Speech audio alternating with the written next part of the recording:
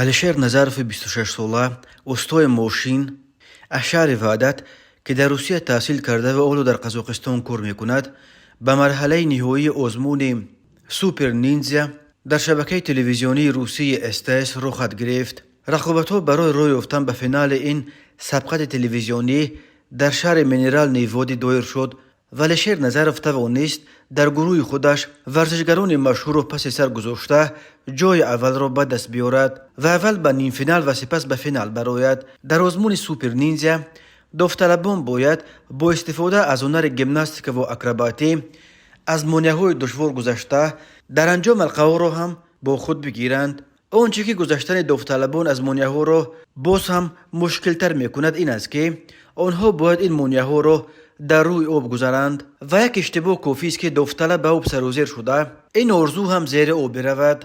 در آزمون سوپر نینجا 175 نفر اشتراک داشتند که 25 نفری در 7 گروه تقسیم شده بودند. از این گروه 10 نفری به نیم فینال میبراید و سپس این 70 نفر به 35 جفت تقسیم شده برای 35 جای در فینال وارد رقابت شدند. الشیر نظرف در گروهش در بین 25 نفر جای اول را گرفته، سپس در نیم فینال با وجود 10 ثانیه وقت داشتنش به دختری که رقیبش بود بازم غالب آمد و روی فینال شد. ماه دکبر 35 داوطلب از جمله الشیر نظرف رقابت‌ها را در مرحله نهایی آزمون سوپر نینجا ادامه میدهند.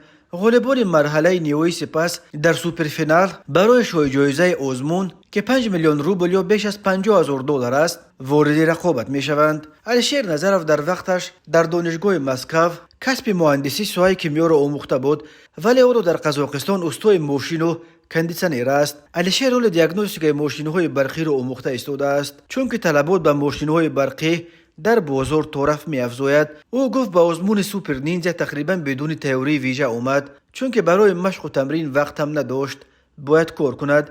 الشیر نظرف گفت او در وحدت تاجیکستان در یک عائله سیرفرزند به وی رسیده در دوران کودکیش زندگی سخت و گاهی حتی عذاب گرسنگی را هم کشیده است و حالا می‌خواهد در صورت پیروزی با پولی که از آزمون سوپر نینجا به دست خواهد آورد برای پدر و مادرش در تاجیکستان خانه و در نو بسازد تا در پیران سالی راحت کنند. باقی مانده پول را او می‌خواهد برای کمک به نیازمندان صرف کند.